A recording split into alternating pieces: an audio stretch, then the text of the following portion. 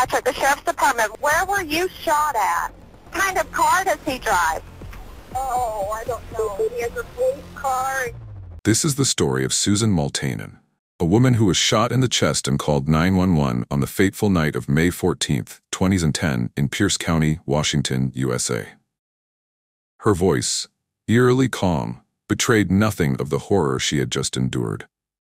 Within the next 20 minutes, before she took her last breath, Susan revealed a dark secret about the person who attacked her, opened up a horrifying case that left the community and law enforcement reeling. Before delving into the details of the case, we need to understand the background and those involved. First, we have Monty Multanen, 70, and his wife, Susan Multanen, 65.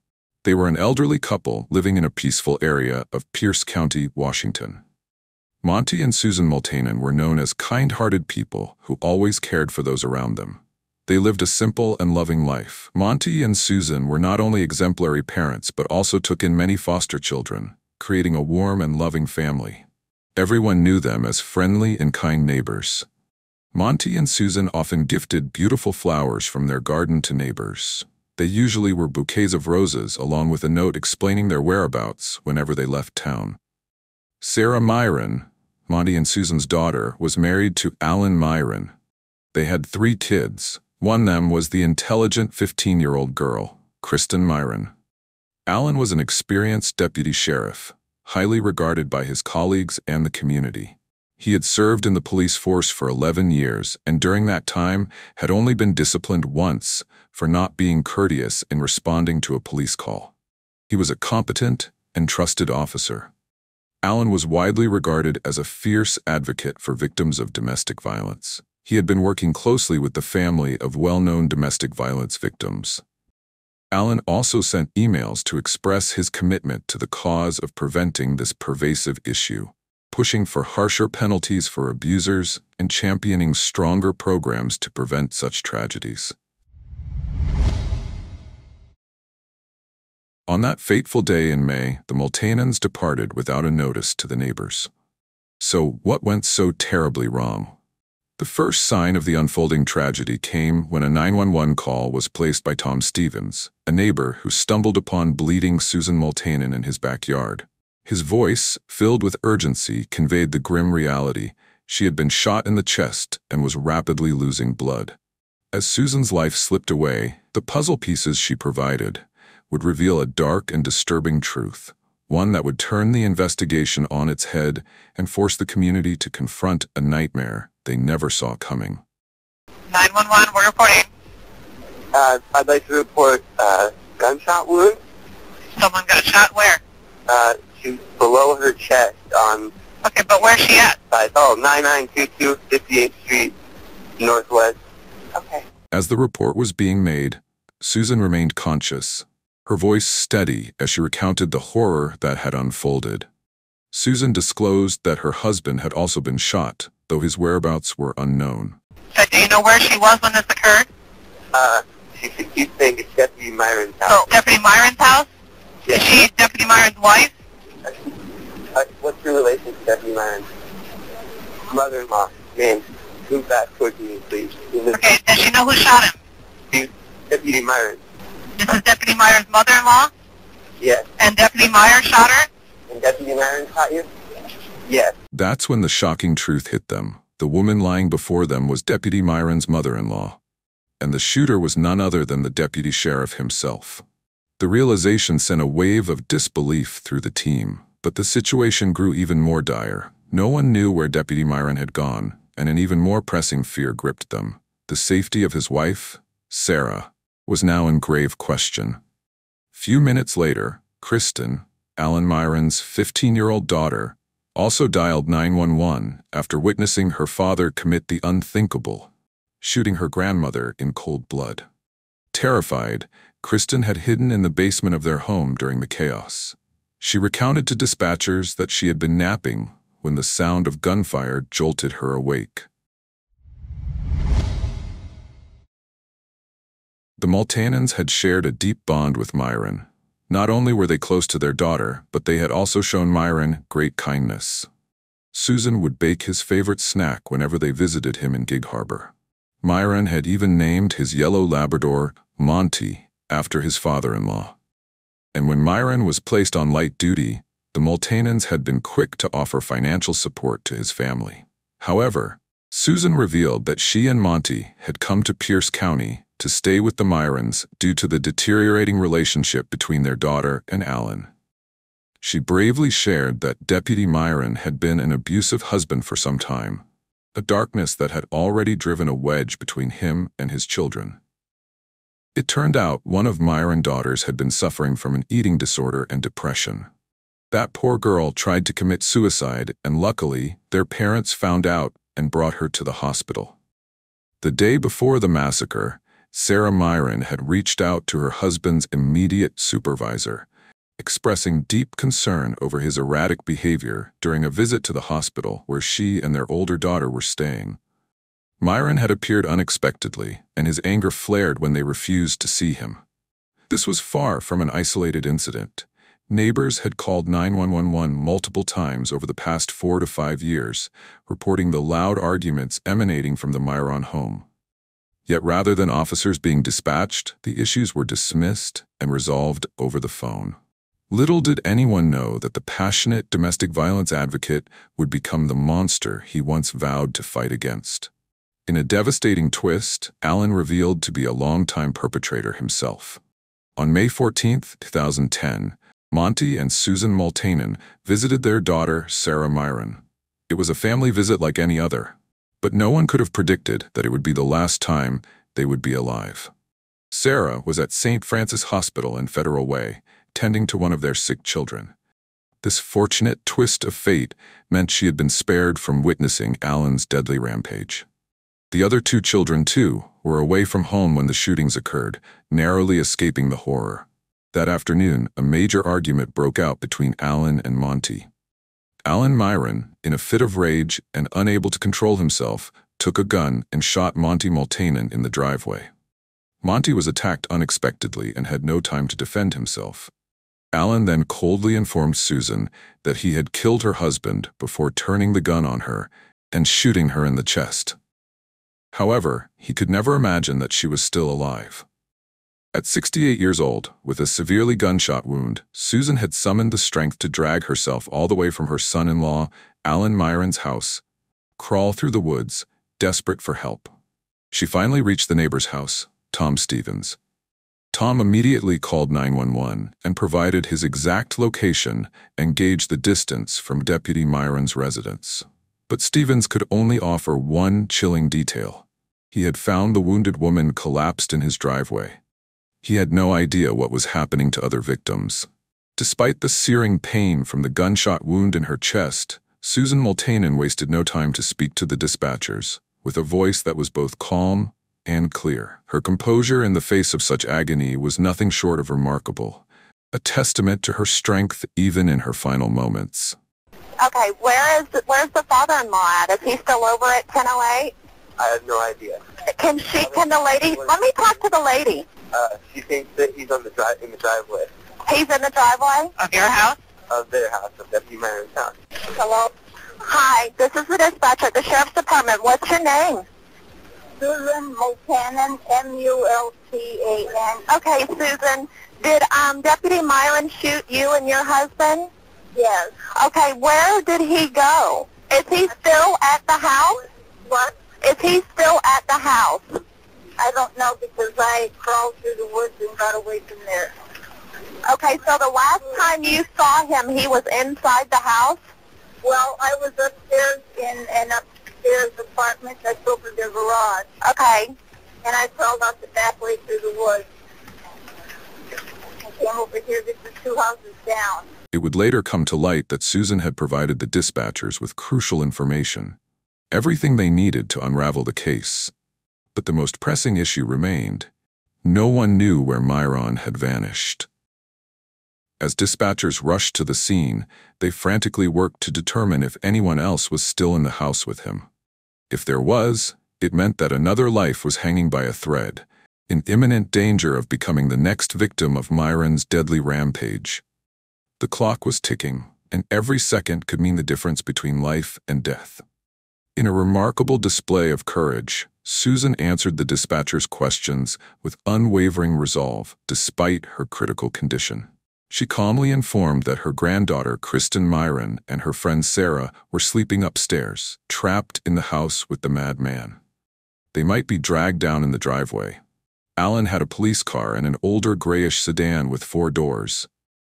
He might be using his own daughter as a hostage, potentially to make his escape. The police, now on high alert, suspected that Myron might follow the blood trail to search for the disappeared Susan. Fearing the worst, Stevens quickly acted. He locked them both in the back room of the house, plunging them into darkness as they waited, hearts pounding, uncertain of what Myron's next move would be. Once the police discovered Susan and her neighbor's location, she was urgently airlifted to the nearest hospital, Harborview Medical Center in Seattle. Tragically, she didn't survive, turning Alan's crime into a double murder. Kristen, Alan Myron's 15-year-old daughter, was napping when a shooting sound waked her up. Rushing upstairs, she was met with a horrific sight. Her father standing over her bloody grandmother and coldly informing her that her grandfather Monty was dead. Alan then dragged Monty's lifeless body into the garage before turning his twisted attention to his daughter. He ordered Kristen to leave the apartment with him and head to the main house. As they walked, Alan, consumed by rage, blamed the entire incident on his wife, accusing her of ignoring his calls and texts and refusing to speak to him when he had arrived at the hospital earlier that day. Once inside the main house, Alan took Kristen to the master bedroom, where he frantically tried to contact his wife, who remained completely unaware of the horrors unfolding at home. After multiple failed attempts to reach her, he ordered Kristen to lock herself in the basement. Alan then barricaded himself in the master bedroom, armed with a shotgun, which he chillingly told his daughter was intended for himself. As Kristen hid in the basement, a 22-year-old friend of the family, unaware of the bloodshed, visited Alan home. The friend found Kristen in the basement, where the horrifying reality of what had happened became clear. In a desperate attempt to defuse the situation, the friend and Kristen went upstairs to try and calm Alan down. But their pleas fell on deaf ears. Alan, unyielding and dangerous, demanded them return to the basement. A few minutes later, the house was surrounded by police, and a tense hostage negotiation began. The stakes were high, and with a heavily armed Alan inside, the outcome was uncertain.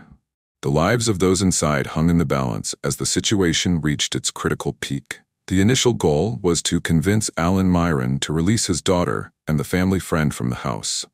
After tense negotiations and back-and-forth exchanges, he finally agreed, allowing them to leave, leaving him alone inside. For the next 2.5 hours, negotiators engaged in a delicate dance with Myron, urging him to surrender. However, the situation was precarious. No one knew how many weapons he had access to, making a forced entry too dangerous. As a seasoned cop, Myron was well-versed in police tactics and was monitoring the police scanners, occasionally responding to the officers on the other end. One deputy cautioned over the radio, "Assume he's got his radio on. We're not going to slip anything past him." For the next 7 agonizing hours, Myron aired his grievances to the police. He lamented his dissatisfaction with the Pierce County Sheriff's Department, particularly after an injury 2 years prior had relegated him to light duty. But his main focus, his obsession, was the crumbling state of his marriage. Myron blamed his in-laws for turning his wife against him, believing they were the root cause of all his marital problems. His rage culminated in a shocking confession. He had killed the Multanans because they had interfered in his relationship, meddling where they didn't belong. The tension reached its breaking point around 10 p.m. that night when deputies surrounding the house heard a muffled gunshot. The Tacoma police took control of the scene and the SWAT teams stormed in, only to find Myron dead. 4 weapons lay near his body: a shotgun, a rifle, and 2 handguns, though it was unclear which one he had used to end his life. Alan's death was not only the end of a man who had lost control, but also the culmination of a series of tragedies within the Myron family. What happened that day left not only a deep pain for the family, but also shocked the entire community in Pierce County. Alan Myron had been a trusted and respected deputy sheriff, known for his dedication to the community. Yet, beneath the surface, a storm had been brewing, one that would ultimately lead to a tragic and violent end. Everyone who knew Alan Myron seemed to echo the same sentiment. He appeared to have the perfect life, but beneath the surface, something far darker was brewing, something no one saw coming. The most shocking irony of all was that Myron was widely regarded as a fierce advocate for victims of domestic violence. Yet he became a perpetrator at the center of a domestic violence crisis within his own home. The case sparked a wave of outrage and concern within the community, particularly regarding the issue of domestic violence and how those in authority can sometimes misuse their power to cover up their wrongdoing. Unbeknownst to Sarah Myron, just an hour after her parents were killed, she also contacted a domestic violence detective, desperate for help. She scheduled an appointment for Monday, May 17, 2010, a date that would tragically come too late. The Myron family, especially Sarah and her children, endured immense emotional trauma. Losing her parents and facing the truth that her husband was the one responsible for their deaths pushed Sarah into a state of severe mental breakdown. Myron's 15-year-old daughter was too traumatized to speak with the police. To protect the family's privacy, their identities and whereabouts were kept confidential from the public. This case also raised many questions about how the police force handles internal issues, particularly those related to domestic violence. Many wondered whether this tragedy could have been prevented if Alan Myron had been recognized earlier as a domestic abuser. This led to significant debate about the need for stricter measures to monitor and address violent behavior within the police force. Moreover, the case attracted widespread attention from the media and the public.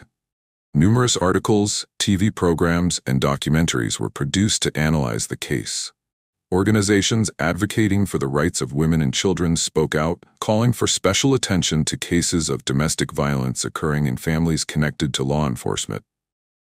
They argued that the police's failure to intervene promptly and recognize the signs of domestic violence had contributed to this tragedy. This case also prompted authorities to reconsider policies related to domestic violence. Many called for stricter regulations to protect the victims, especially in cases involving law enforcement officers. Alan Myron's case became a prime example of the hidden dangers of domestic violence and the importance of timely intervention. It also reminded us that domestic violence is not just a personal issue, but a community problem, and we all have a responsibility to protect those around us from these dangers. After the incident, many psychologists began analyzing Alan Myron's psychology to understand better the motives behind his actions. One of the critical factors they identified was that Alan had been under immense pressure from both his work and family life. However, instead of seeking help, Alan kept his problems to himself and gradually fell into an unstable mental state. Work-related stress may have played a significant role in causing Alan's psychological instability. As a deputy sheriff, Alan faced daily challenges and stress. The job of a police officer demands not only physical endurance but also mental resilience. They often confront tense, dangerous situations and sometimes make life-or-death decisions. These pressures can accumulate over time, especially when there is a lack of necessary mental support from family and colleagues.